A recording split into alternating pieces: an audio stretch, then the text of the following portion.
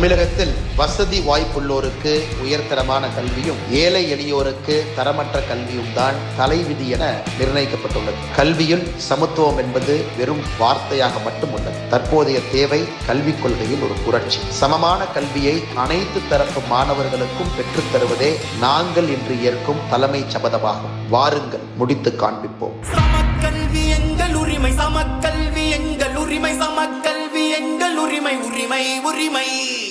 முதல் மொழி தாய்மொழி தமிழா இருக்கட்டும், இரண்டாவது மொழி ஆங்கிலமா இருக்கட்டும், மூன்றாவது மொழி கட்டாய ஹிந்தியாக இருக்கக்கூடாது. மலையாளம் கத்துக்குங்க, தெலுங்கு கத்துக்குங்க, கன்னடம் கத்துக்குங்க, எந்த மொழி பிடிக்குதோ இந்திய மொழிகள்ல உங்களுக்கு பிடிச்ச ஏதோ ஒரு மொழியை கத்துக்குங்க.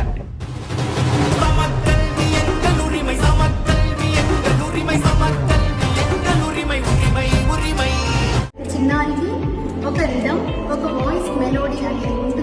हमारे विद्यालय में कंप्यूटर व प्रोजेक्टर पद्धति द्वारा खेल खेल में भी शिक्षा प्रदान की जाती है. ஹிந்தி எதிர்க்கும் கூட்டம் இங்கே ஹிந்தி பள்ளி நடத்துது. அவர்கள் பெற்ற பிள்ளை எங்கே பல மொழிகளை படிக்குது.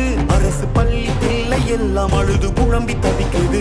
அனைவரும் சம கல்வி கேட்டால் கருப்பு கொடியை பிடிக்குது.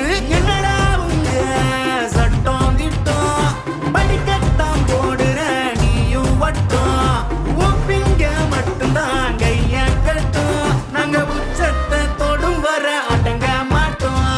சமக்கல்வி எங்கள் உரிமை, சமக்கல்வி எங்கள் உரிமை, சமக்கல்வி எங்கள் உரிமை. இளைய தலைமுறை என்ன அப்பான்னு அழைக்கிறத கேட்கிறப்பவே ரொம்ப ஆனந்தமா இருக்கு. என்ன அப்பான்னு அழைக்கிறத கேட்கிறப்பவே ரொம்ப ஆனந்தமா இருக்கு. அப்பா அப்பா ஸ்டாலின் அப்பா, எங்க பிள்ளைங்க மும்மொழி படிச்சா தப்பா.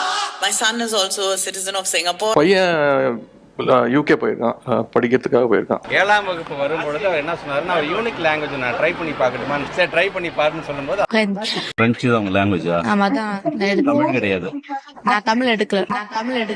வெளியூரின் பிள்ளைகள் படிக்கும் மும்மொழி கல்வி எளியூரின் பிள்ளைகள் படிக்க கூடாதா? உங்க வீட்டு பிள்ளைகள் மும்மொழியினை படிக்க எங்க வீட்டு பிள்ளைகள் படிக்க கூடாதா? பொருள்